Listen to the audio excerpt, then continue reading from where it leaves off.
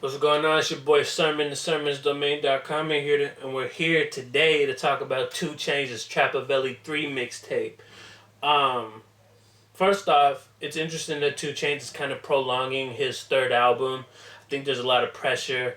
His first album sold so well, his second one, kind of declined. And not necessarily in quality, but just, in sales. So I feel like maybe there's a lot of pressure on him. He's been putting out, little EPs and mixtapes here and there. And he's back with Trapavelli 3. If you know anything about the Trapavelli series, it was one of the ones that really put him on the map as far as the mixtape scene, as far as, Atlanta when it was buzzing. This is before, the Codeine Cowboy days. So to go back to Trapavelli, that name, that recognition that comes with it, was a bold move. And I got to say that this mixtape definitely started out strong. You had a record like Neighborhood, which sets the tone. I like it. It's produced by 4 different people, but the standout name was Mike Dean, and Mike Dean also lended production to my other favorite record on the album or on the mixtape called B.O.A.T.S. It features The Dream. That record in particular sounds like it could have been safe for his third album. For the most part, I feel like a lot of this is mixtape stuff. And it doesn't sound bad, but at the same time, it doesn't necessarily get me too hyped up. Like, I'll compare it to, the Future. The Future mixtape run got me excited for Dirty Sprite 2. But this, 2 Chainz run has not got me excited for, his third album. He has, standout moments here and there. Halo is a cool concept. It's like a letter from his unborn son.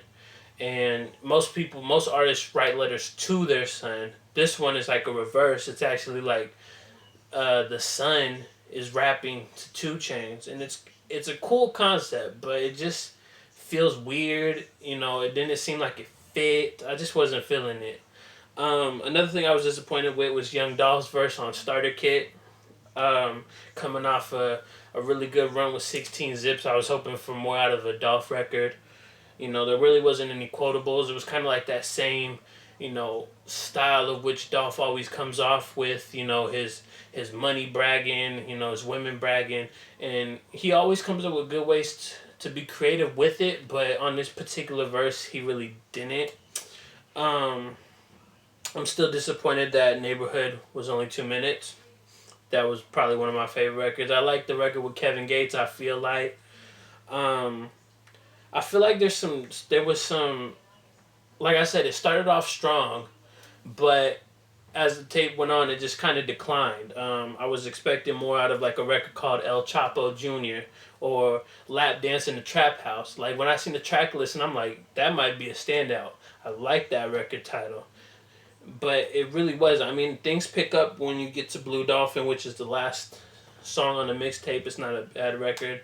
Features Betty Idol on the hook. But overall, 2 Chainz, Trapavelli 3, it doesn't, if you want to compare it to the older ones, it doesn't stand up. But if you want to compare it to just 2 Chainz catalog in general, it's not a bad piece of work. Hopefully, his album is, on the way. It's coming soon. We shall see. I'm sure a lot of people are feeling this mixtape.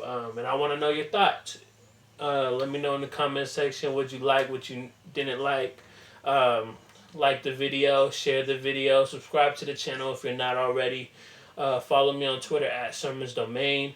And most importantly, thank you for watching. I appreciate your time. And until next time, peace.